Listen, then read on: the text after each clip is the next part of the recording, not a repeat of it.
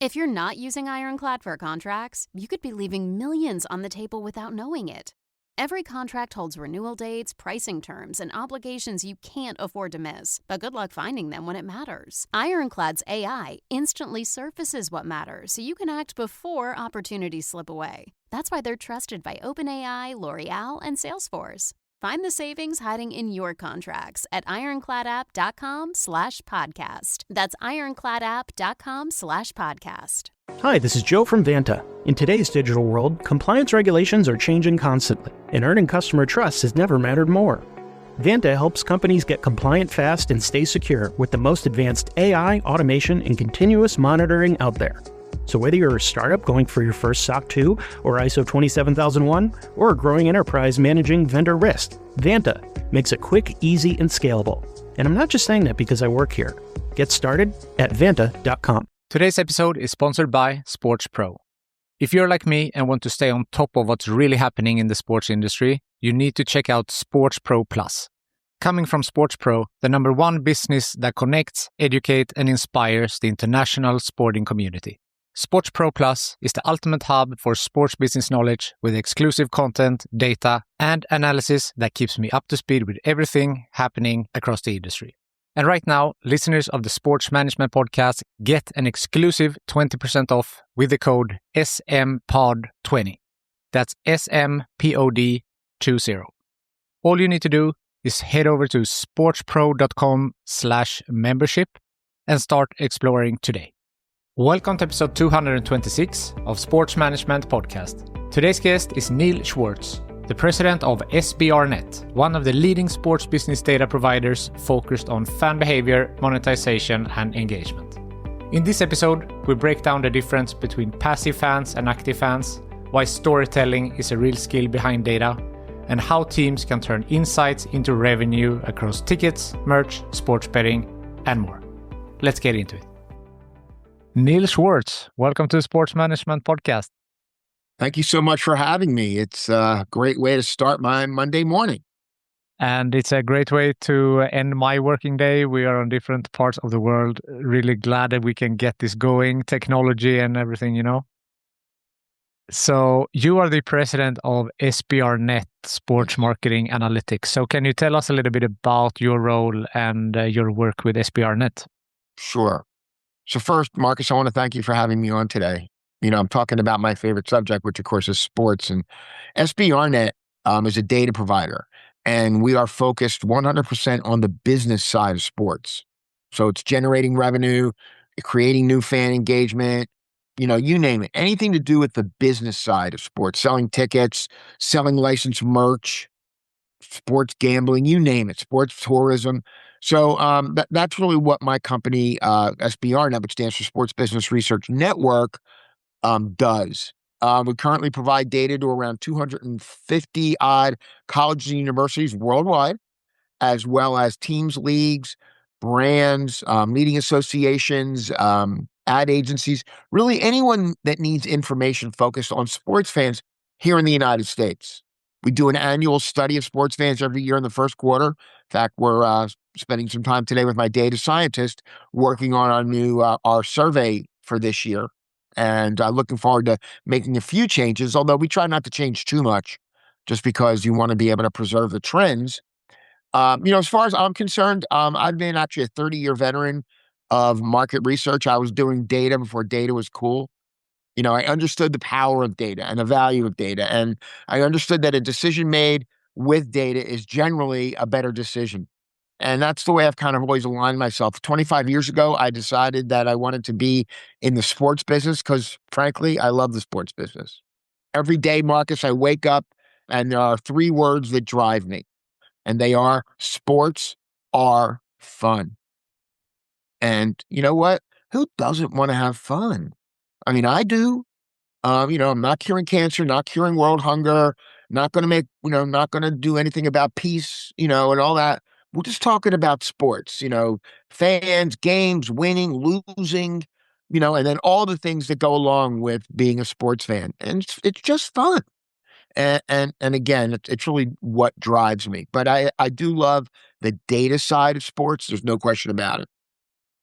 Yeah, and I love sports too, and everyone listening to this hopefully love sport as well. But maybe not everyone loves data. And you mentioned that you liked data before it was cool. So how's it been these 25 years for are people open to take decision based on data? And how was that 25 years ago versus how is that now?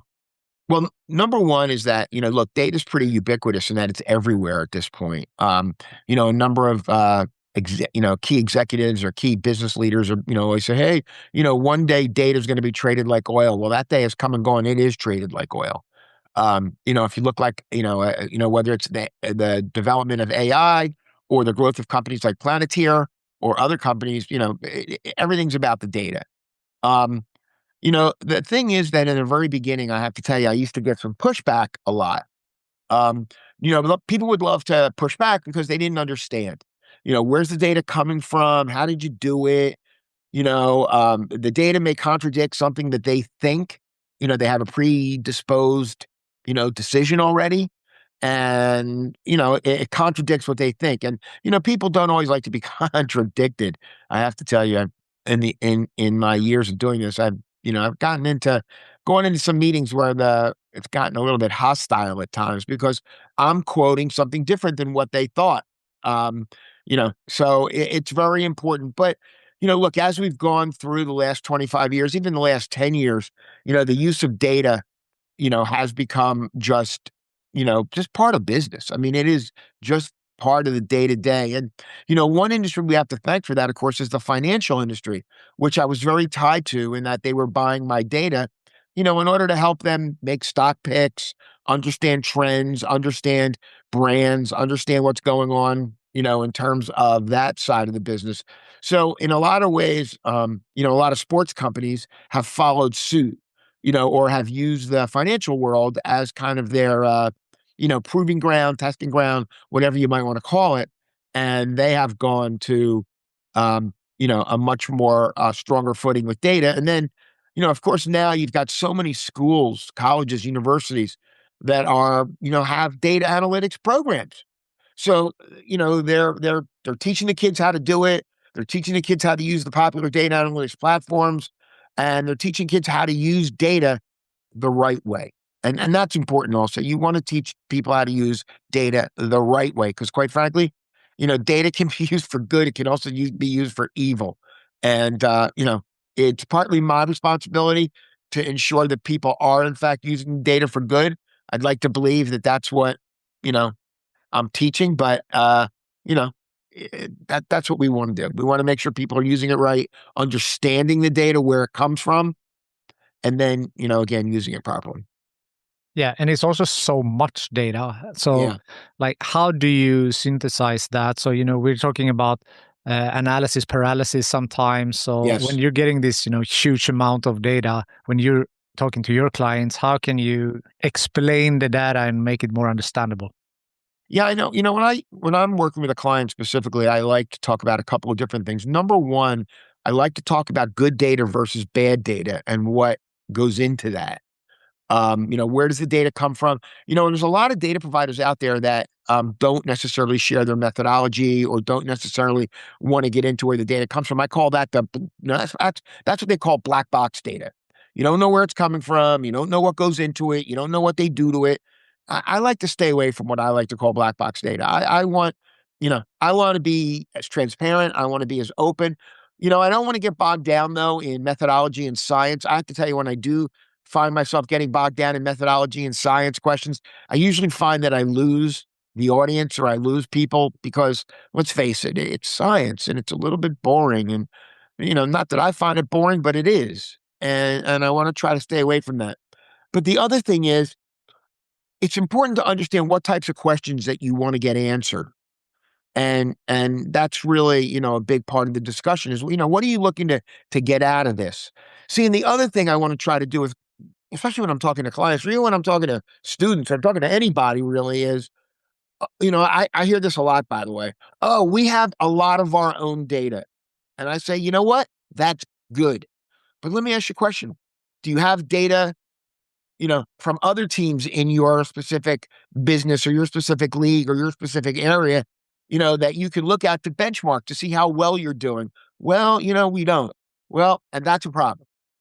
Because if all you're doing is looking at your own data, you are bound, Marcus, to make the same mistakes over and over again. I like to call that the self-fulfilling prophecy of data analytics. If all you're looking at is your data, guess what? You're bound to make the same mistakes over and over again. So by bringing in outside data, by bringing in other data, I also use this kind of weird analogy here that using data is a lot like making soup. I don't know if you're a cook or not, I am. But when I cook, I work from a recipe. And the recipe says you're going to add, a lot of this, a little bit of that, a lot of that, a little bit of this. Well, that's kind of like how data works also. You're going to use a lot of that. You're going to use a lot of your own data. You're going to use maybe a little bit of other people's data. You're going to use a little bit, a little of that. And then you're going to maybe find something that's going to enhance the data. Like salt and pepper enhances soup or food. Data can also, outside data or third-party data can also enhance, what it is you're trying to get accomplished. So, data, you really need to understand what it is you're trying to accomplish and then understand, good data versus bad data. And then what data can I incorporate into the kind of the problem-solving matrix, so to speak, and then, get busy with the analytics and organizing and creating visualizations and all that kind of thing. Interesting. So your strategy when you're working with a client, you mentioned like you're talking to students, but there are also commercial clients, team Yes. league brands. Does your strategy differ depending on what type of business you're dealing with? Oh, it always differs. Every situation is unique. And that's, another thing, Marcus, is that you don't want to go in, just like I mentioned that a business doesn't want to necessarily use only its own data from a decision-making standpoint or a problem-solving standpoint. I also don't want to go in with my own kind of predetermined or presupposed, ideas or notions. And by the way, that's one of the hardest things to do, not just as a data provider, but even as a marketing person. Over the years, I've had a number of marketing things come up. I mean, number one, I had a boss who used to tell me, I'd sit in meetings and I says, look, do me a favor, don't use yourself as an example for anything because you're not, you're just not. And you know what? I've respected that particular side of things. The other thing though, Marcus, is I've respected is that using data, and I talked about making soup, but also I like to be able to have kind of a roadmap when I go into things. When I was in college, and God knows it was a long time ago, but I remember learning about something called a SWOT analysis. It stands for strengths, weaknesses, opportunities, and threats. Well, when I go in and have a discussion, that SWOT analysis thing is always in the back of my head. What are the strengths? What are the weaknesses? Where are the opportunities? What are the threats? I'm always thinking that way. Now, do I always sit and prepare and do a formalized SWOT analysis? No, I don't. But I'm always thinking about that, when I'm talking to a brand, I'm talking to a team, I'm talking to, a league, I'm talking to anybody. What are the strengths of this particular product situation? What are the weaknesses? Look, we all, everything has weaknesses. What are the opportunities? Where are we going to find white space in order to grow market share, in order to grow business, in order to grow revenue? But then where do I need to watch my back? What's coming up behind me that may create a situation where I wasn't expecting? Well, you want to try to prevent that as much as you can. So, I'm always trying to think along those lines. Remember, I used that soup recipe, and well, my recipe is the SWOT analysis. So is there a research question or a trend that you believe is underinvested in and that you're trying to fill? There is. And it's probably one of the single toughest questions to answer in all of research. And I also like to talk about the who, the what, the when, the where, the how. Now, you'll notice I didn't say why. Why is the single hardest question to answer. Why does somebody do what they do? Why is somebody a fan of one team and not another? Why does why does one fan choose to, watch all his games, on his couch, still calls himself a fan, but yet another chooses to go to games live? Simon Sinek, who is an author and a well-published author, he had a book. I think one of his first books was First Ask Why. Well, I also like to say first ask why, but I also like to add why ask why. The reason why you need to ask why is you need to really understand why people do what they do. What's their motivation? Marcus, there is no more difficult question to answer in market research than why people do what they do. Why do they prefer one brand over another? Why do they prefer, Starbucks coffee over Dunkin' Donuts, or, whatever the why is the single hardest question. And over the years, I have found that why is generally one of the only questions that can be answered almost exclusively in a qualitative setting versus a quantitative setting, which I am more familiar with and also more comfortable with, quite frankly. So, but, I've done a lot of qualitative research over the years to understand why consumers do what they do, why sports fans do what they do. It's not an easy question to answer, believe me, but it is kind of it's a universal challenge. In my mind, it feels like the why is more subjective, why the others, how and what might be more objective. That's also what you said, right? That it's more like it's a qualitative research more than a quantitative one. Yes. And there's a value of qualitative research. I mean, I'm not going to sit here and say qualitative research is crap or anything like that. That would be the furthest thing from my mind. But I think, in a lot of ways, Marcus, remember I talked about the soup thing? Well, qualitative research could be like the salt and pepper that you add to your soup, at the end to make it taste better. Why consumers do what they do. I mean, I've done a number of, research projects over the years, and, we've gathered quantitative data, we've gathered a lot of other data, but at the end of the day, we did the why question and we did it in a qualitative sense. And, we used it to enhance or to, again, finish off, let's just say or back up, support, some of the things that we learned in the quantitative sections of our research. So it's really, and it is subjective in many cases, why I chose this shirt versus a different color shirt, this morning. In this case, the why was I knew I was going to be on this podcast and I wanted to make sure I was representing SBRnet well. So I see.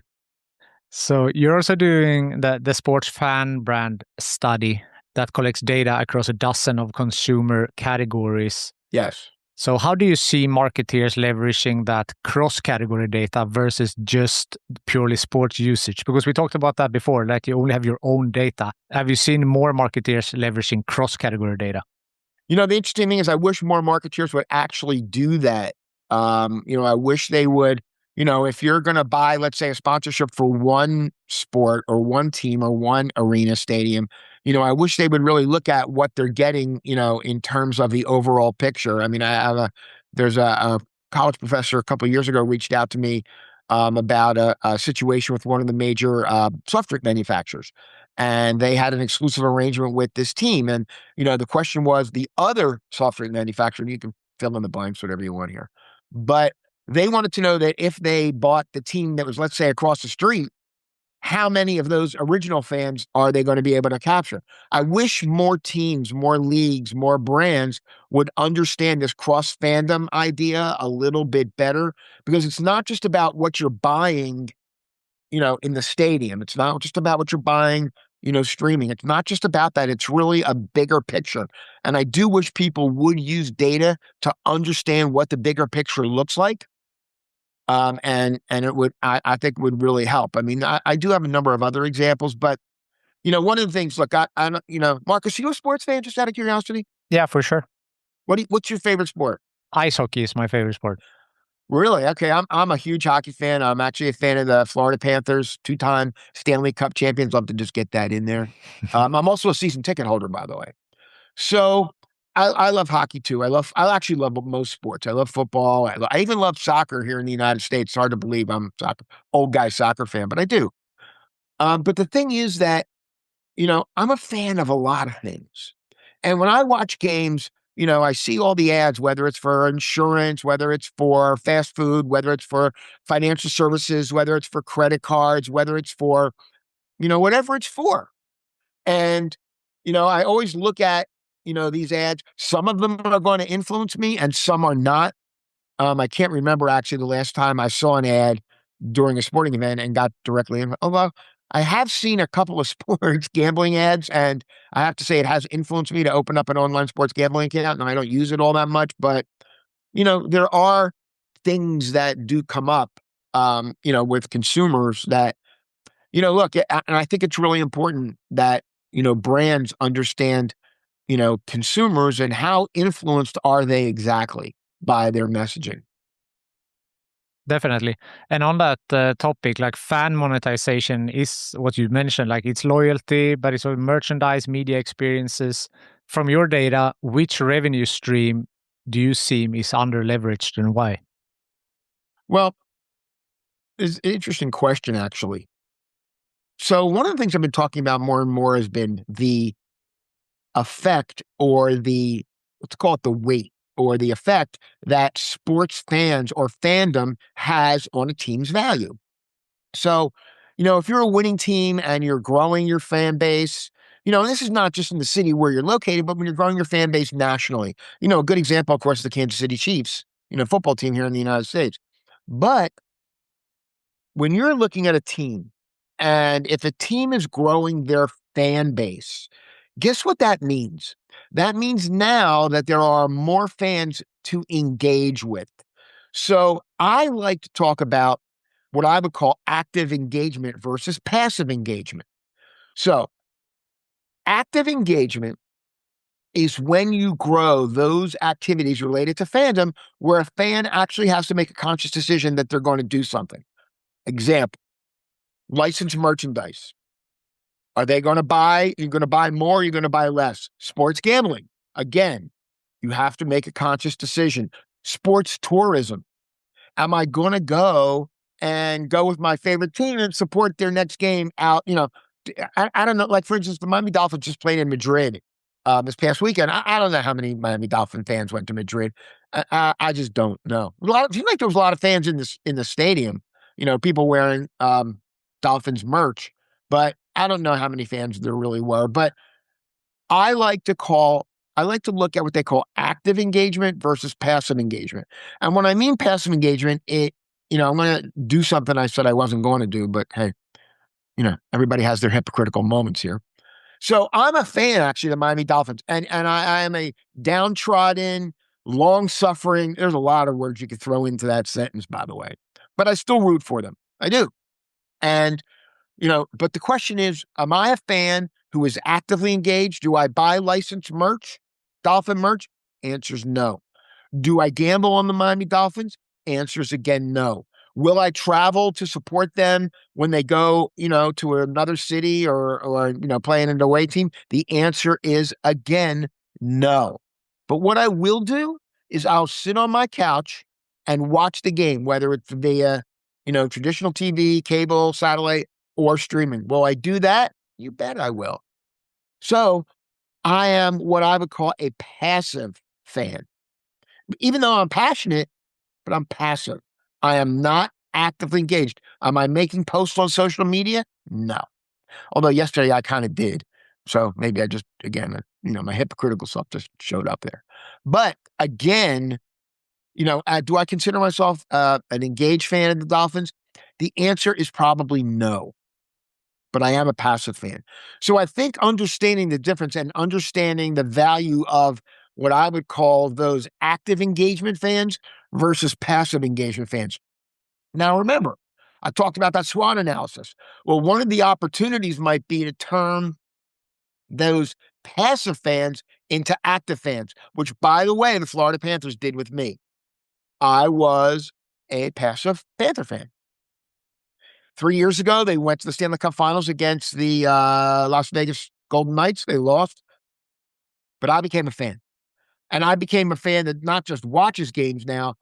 I am now a fan. I own merch. I would travel to see them play in another stadium if I had the opportunity.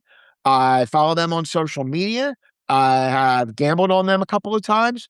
And I've probably made the ultimate active fan move. I'm a season ticket holder.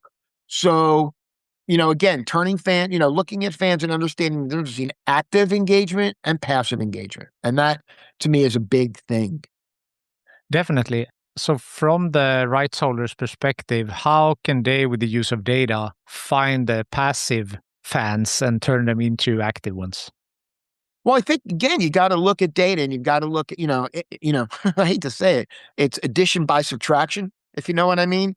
So, I mean, when I do this exercise with people about turning passive fans into active fans, is that, I simply subtract, the number of fans that watch, let's say, via traditional TV and streaming. And then I look to try to be able to get at those fans that are, you know, passive. So, I look at those fans that don't buy licensed merch, but I'm a fan. I look at those fans that don't gamble on sports, but I'm a fan. I look at those fans that are using social media and are on social media and, maybe not posting about coaches, teams, and games and all that, but I'm a fan. So you really have to this is one of those cases where you really need to dive deep into the data. And this is where really what you can do, Marcus, before you even get into analytics, before you even get into any of the more advanced, tasks, is really understand, the data. You know, I hate to say it, I'm a little bit old school. I mean, I'm old, but I write things down.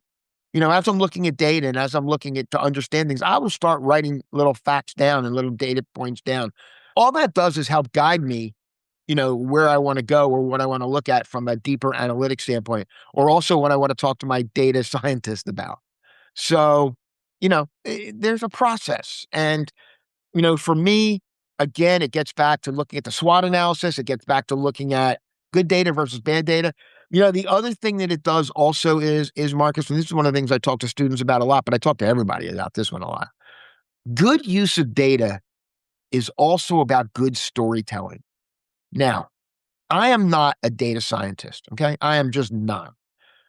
Can I use Excel pretty well? Yeah, because I've used it for a long time. But I am not a data scientist. I couldn't do multivariate regression. I can't do any of that stuff. And if I did it, I wouldn't know what I was doing anyway.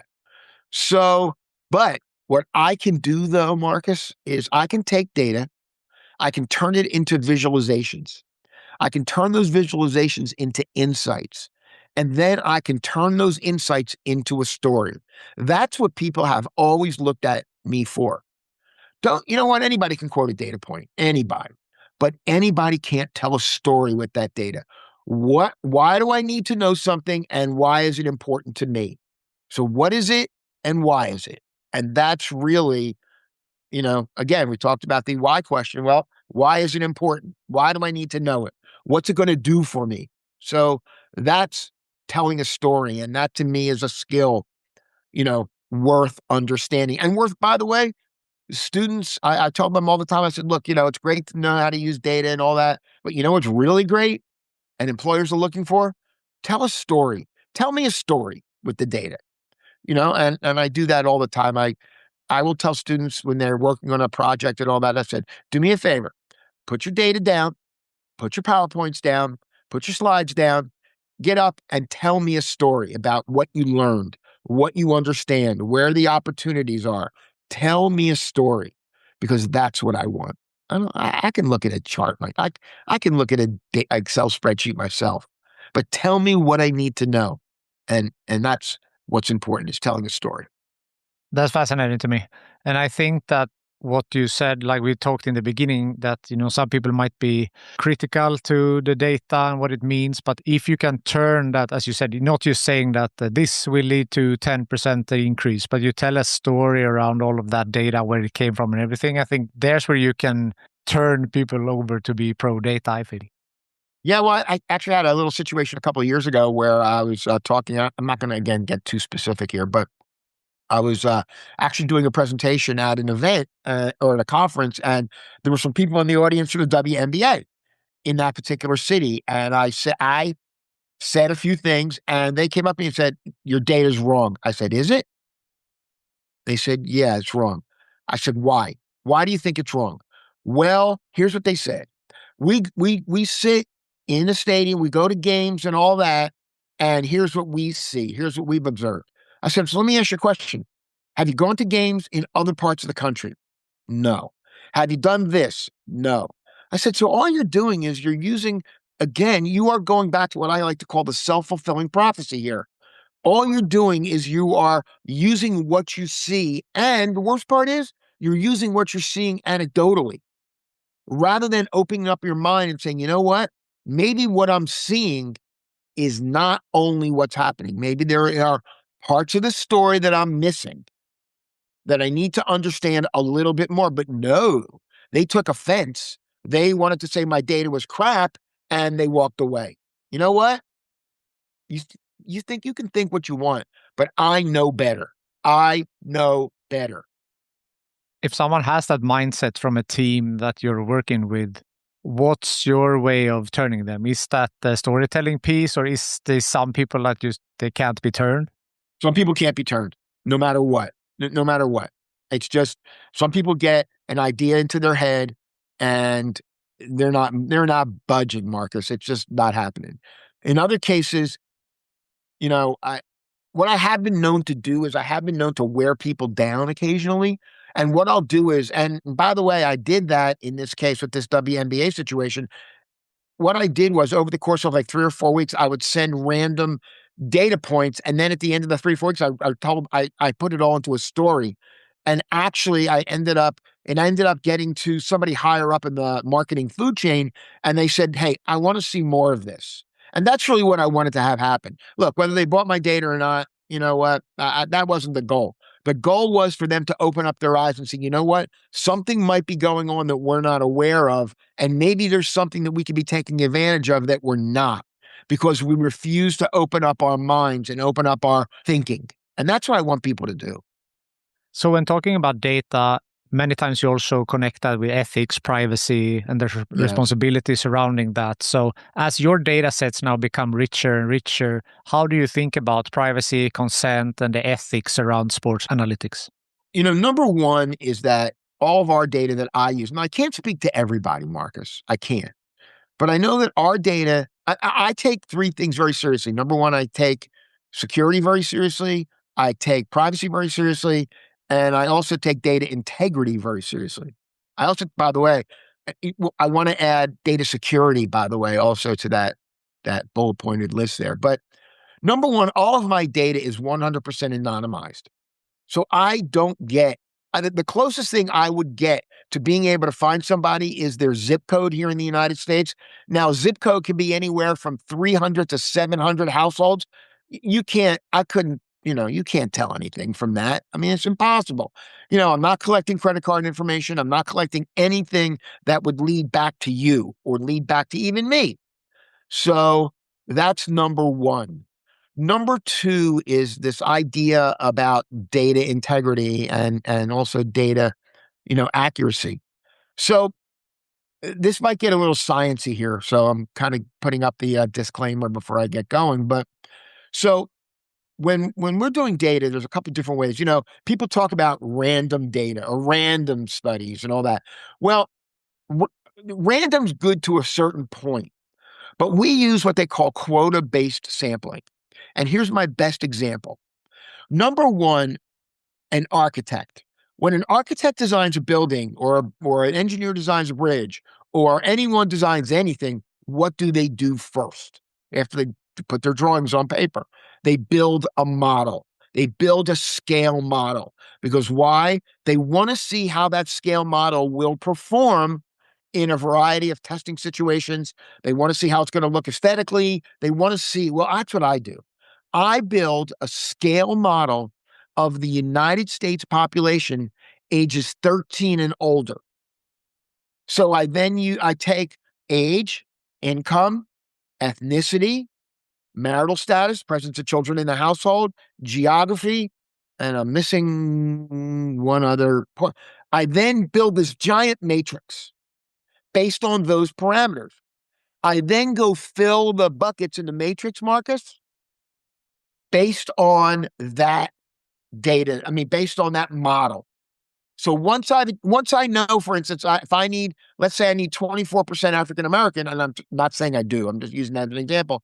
My data will collect 24% African American and then will be balanced to the age, income, well, I already hit ethnicity, age, income, marital status, and again, geography. So the idea is that my data is building a cross-section or model of the United States population ages 13 and above. Then once I have that data collected, it then goes through a process called weighting to be able to equal the size of the U.S. population. So that's how I know, for instance, that the NFL has 176 million fans here in the United States. Did I collect the responses from 176 million people? Hell no, I couldn't afford it. But I did get, a large random sample based on our model, and then I grossed it up or weighted it up. So, there is a certain obligation as a researcher or as a marketing person to understand methodology. But once you understand it, then you move on. You do not dwell on it. Now, I've had some people dwell on it, believe me. And I usually know when I get in those discussions, I might as well just pack up, shut my computer and, tell them have a good day, because I know I'm in trouble. But, as a general rule, understanding how it is what we do, and then making sure that we do what we say we're going to do. And that's the other thing, is that we put our data through a lot of quality checks. I'll give you an example. In 2020, we all went through the pandemic. Probably the single biggest life-changing experience, or from a marketing or consumer standpoint, in my lifetime. I did not grow up during the Depression, obviously. Didn't grow up during World War II. I have been through a number of recessions, obviously. We've been through a number of bad periods, a number of good periods. Been through the tech boom, been through the internet boom, been through a lot of booms and busts, believe me. But one of the things that, I want to be sure of is that my data measures what I say. Now, we started doing our collection in 2020, and after about 200 responses, I put the brakes on. Why? Because I immediately saw that the data was very funky with live attendance. Why? Because there essentially was no live attendance. You had the NBA playing in a bubble. You had the NHL not playing at all. The NFL was playing with no fans in the stadiums. I mean, I'd go on and on. So you know what I said? I'm going to take out all of my live attendance questions. Somebody said, was that the right thing to do? I said, yeah, it was the right thing to do, because what I did was I am under an obligation to preserve the trends, to preserve what I believe is the accuracy of my data. Well, by having that question in there, it was basically a prescription for disaster. So I took it out, took away the disaster, and everything went smoothly. And now, you're able to look at the trends. You're able to look at trends pre-pandemic, post-pandemic. You're able to see, the differences that streaming has made. You're able to see the differences that, sports gambling has made. You're able to see what's real. And that's what's important to me. Yeah, definitely.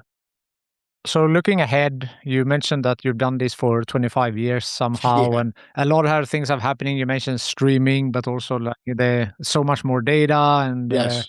all of the things. So looking ahead 5-10 years, where do you see the importance of your business, SBRnet's role in the sports industry? Well, I don't ever see the importance of data becoming diminished. What I am a little scared about, though, I'll be honest, is AI.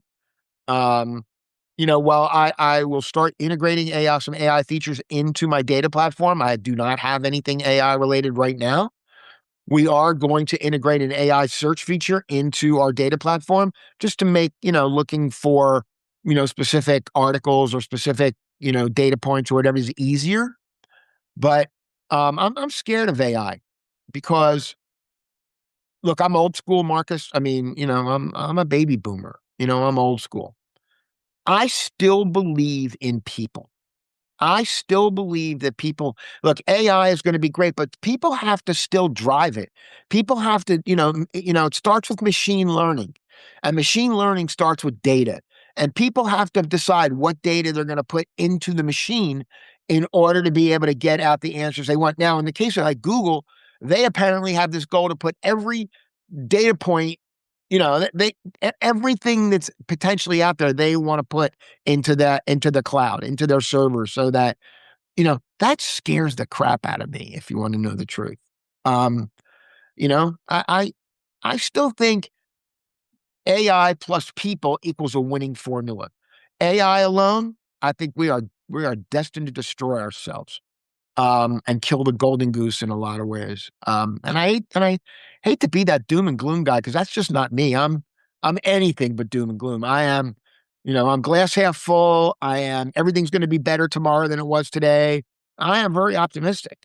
And, I do an event every year. It's called Get in the Game. It's focused on helping students of color specifically get jobs in the sports industry. And I talk to these students. I talk to students all the time from schools, schools like Harvard and NYU, all the way down to smaller, HBCUs and smaller schools and all that. And you know what? In many ways, Marcus, I am very enthused and very encouraged by what I see and what I hear from a lot of these students. But I would hate to see their creativity, their ability to be able to learn and ask questions and be able to do their jobs eventually taken away by AI. That to me scares me and actually saddens me in a number of ways. But I do believe, Marcus, that AI plus people equals a winning situation. So I hope people never get taken out of the decision-making equation. I really don't. If that happens, that'll be a sad day.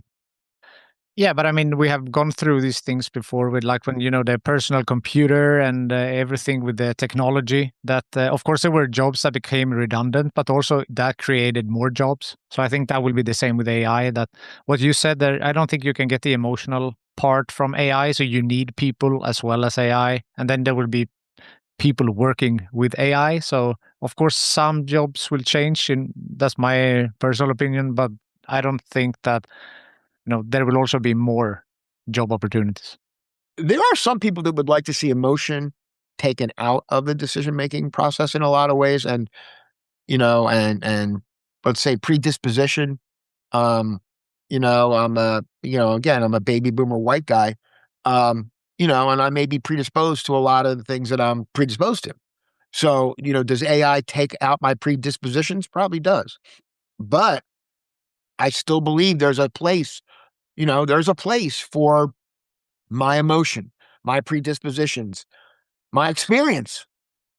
AI doesn't necessarily factor in, what happened in terms of, a brand may have tried something and AI recommends they try, another brand try something, but that particular strategy may have failed for another brand, and AI may not be able to factor that in because why? AI doesn't have that experience, whereas maybe I do, because I sat in on, I've sat in on a bunch of failed experiments and failed strategies. But, again, I do think I believe in people, Marcus. I do. I will always believe in people. I don't believe in every people, but I do believe in people for the most part. And I also believe that people, for the most part, want to do the right thing. Want to. I'm not saying they all do, but I'm saying they want to. Yeah, I agree with that. So you say that you talk to a lot of students, and there are a lot of young people listening on this podcast with aspirations to work in the sports industry. So what is some advice you have for someone who wants to work in the sports industry? Yeah, I think there's really a couple things. Number one is that get a good internship, get experience. School can only show you so much. I mean, school can show you, point A to point B, but it's not only about point A to point B. Get good internships. Can't stress that enough. Number two is build your network. Everybody in your network doesn't have to be, just because you send an email to somebody doesn't mean that they don't care, just means they may not have time. So build that network. The bigger your network, the better it is. Why? Because like anything else, Marcus, and everything in life is a numbers game. Comes down to numbers. Even in relationships, you got to kiss a lot of frogs till you get to that prince or princess. Well, guess what?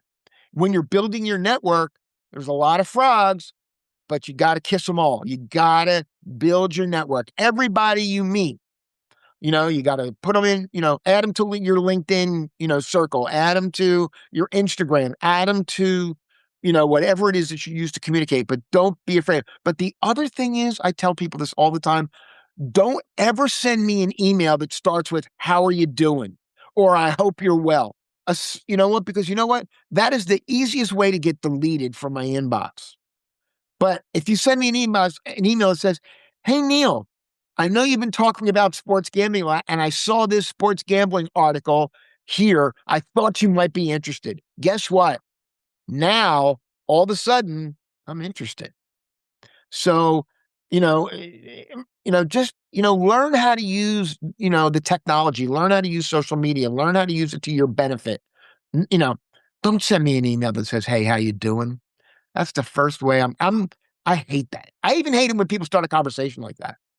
I know they're just trying to be nice and they're just trying to maybe be cordial, and I appreciate that. But again, you know, hey, hope you're having a great Friday. Well, assume that I am. Move on. Tell me what you want to tell me. So, that's also being respectful of people's time. I mean, unfortunately, we're all very what I like to call time impoverished.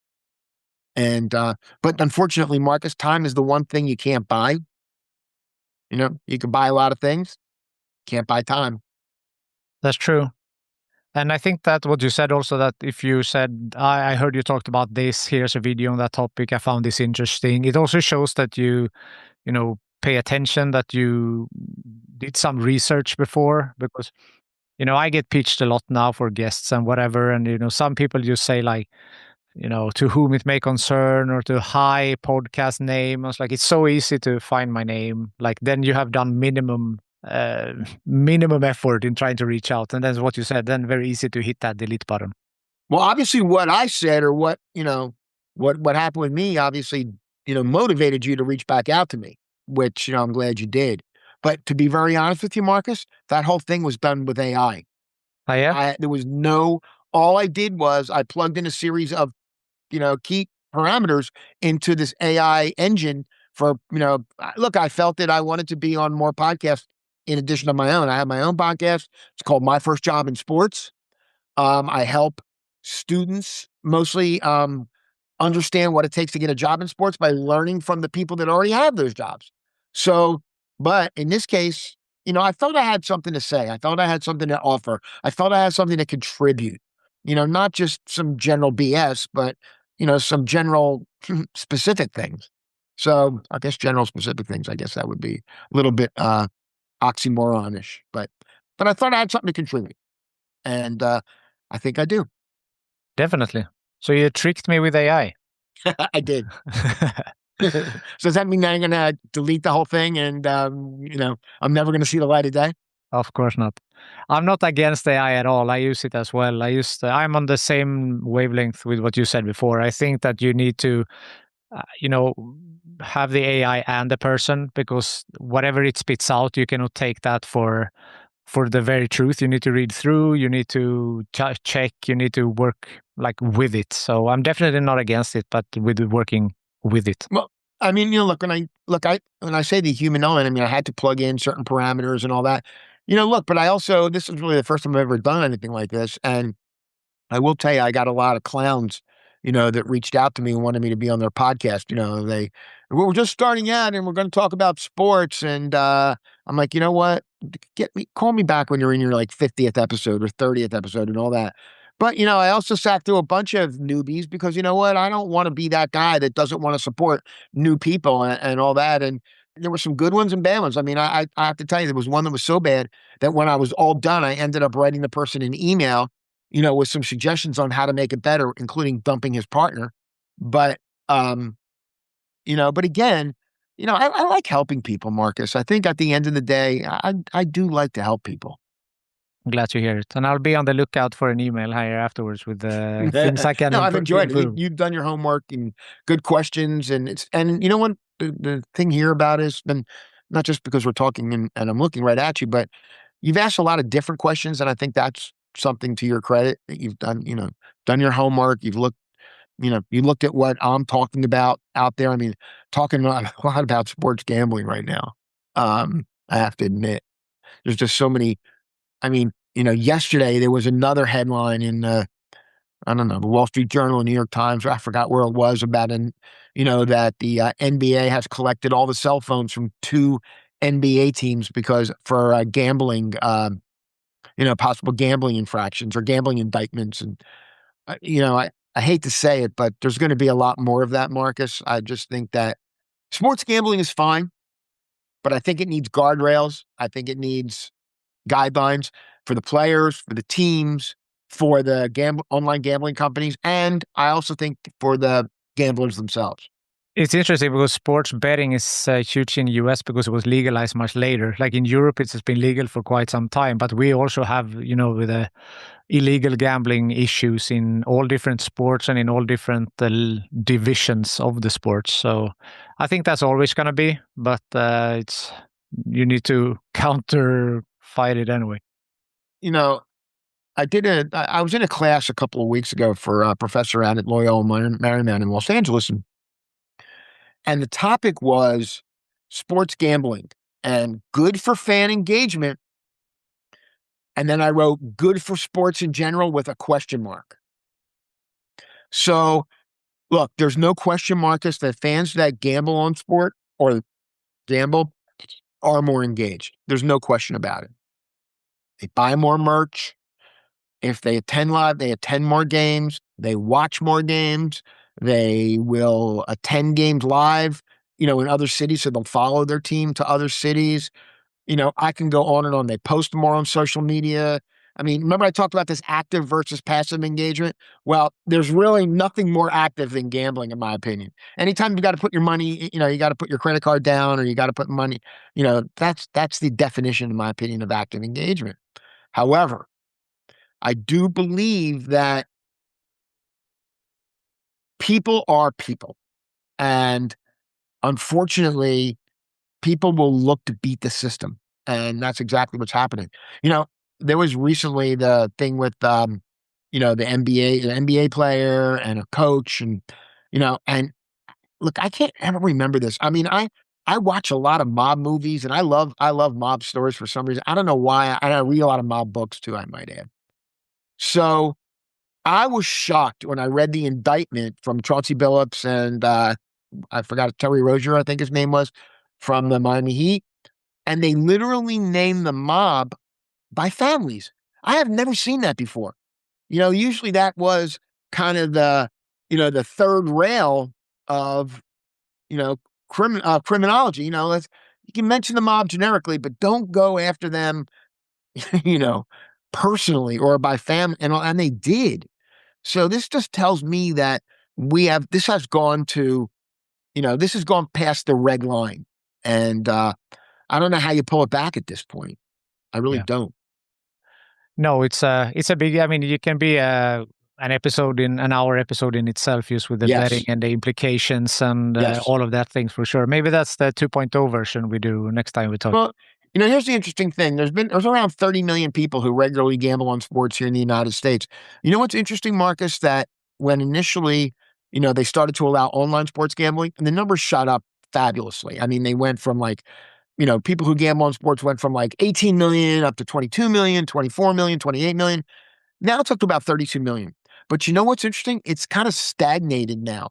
Because a lot of states have been a little slow in some cases. They a whole bunch of states came on real quickly, and then now it's kind of leveled off, kind of hit that plateau. Look, it's going to change again when California and Texas allow online sports gambling.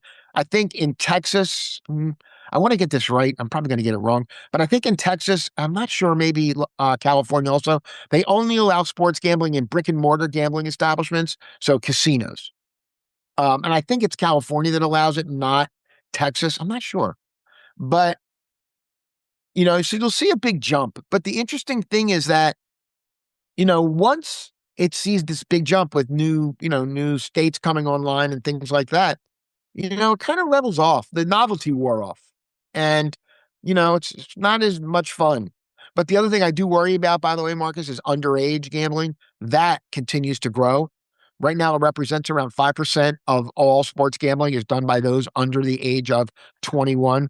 Now you're saying, hey, 30 million, 5%, probably not so bad, but, 10% being 3 million. So, you're looking at 1.5 million, not so bad, but it's bad in my opinion. It's because what happens is that it just creates a scenario where, number one, these kids just don't get it. I mean, they're hit by all this, bombarded by all these messages where, hey, put $5 in your account. Everybody has $5. Put $5 into your account using your debit card, I might add, and that your parents probably supplement, and your fake ID to be able to get around the age requirement. And if you win your first bet, we'll put $300 in your account. Well, guess what? A 20-year-old does not understand that is not free money. Is not a thing. Even though they're going to give you $300, that's not your money. You can't withdraw that $300 from your account. That's not the way this works. So what they've done is essentially have sucked you in and made you, they've done what casinos have done for 100 years. And there's a reason why the house always wins, Marcus. There's a reason why. And they know it. That's true. I'd like to end on a networking question. So Sure. Who from your network do you think would be a good guest on this show? Wow. I will tell you that there is a couple of people. There's a professor at Syracuse University, by the way, where I went to school. His name is Dave Maloney, who's an expert on NIL. NIL right now is probably one of the most talked about things in college sports. It's basically, in my opinion, been the death of amateurism here in the United States. Obviously college sports are, I think it's more of a US thing than it is anywhere else. I don't think college sports are as, popular. I don't know. Are they popular in Sweden where you are? No, not as much as in the US. I mean, for they sure. have clubs. They've got a lot of different organizations, but college sports here is a big thing. Dave can talk about this subject a lot, and he's great. I know a number of people also. I love to talk about the sports tourism category, and I do know an awful lot of people in that category. But Marcus, that's like a $30 billion business. It's a lot of money. And there's a lot of people that want to court those gamblers, those fans that do like to travel. So I think that's one area. And I think another area also is the sustainability of sports fans.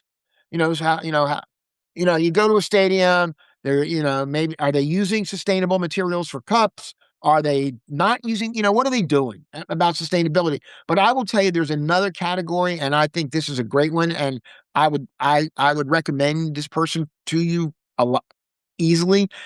It's in the category of sports philanthropy. Because remember I talked about engagement, active engagement? Well, there is no more active engagement thing, aside from, let's say, gambling and licensed merch and all that, than the act of philanthropy. Giving money to support those causes that teams are backing. There's a gentleman named Roy Kessel who runs a thing called the Sports Philanthropy Network. And Roy is so knowledgeable in the area of sports philanthropy, because I can tell you that 2 years ago, Marcus, I didn't even think about it, but now I am. I am thinking about it so much that I've actually added it to our annual study of sports fandom. So it's a great topic. Hey, I want to make sure, though, if you want to try to reach out to me, hit me up at SBRnet. My email is Neil, my first name, Neil, at SBRnet.com. We're on Instagram at SBRnet Data. I'm on LinkedIn at SBRnet. If you go to YouTube and search up My First Job in Sports or Spotify or Apple Podcasts, will come up. There's all kinds of places where you can get me. If you want to learn more, you want to challenge some of the things I said, go for it. Awesome. That's great, Neil. I think that's a great way to end this podcast. And as you said, you mentioned where they can reach you if they want to. So thank you so much for taking the time to be on Sports Management Podcast. Marcus, thank you so much for having me. I've enjoyed our discussion a great deal. Thank you. Thank you for listening to the Sports Management Podcast. Please hit the follow or subscribe button on your podcast app so you don't miss out on any upcoming episodes. If you want to get in contact with me, send an email to sportsmpodcast@gmail.com, connect with me on LinkedIn, or follow the podcast on Instagram, X, and Facebook @SportsMPodcast.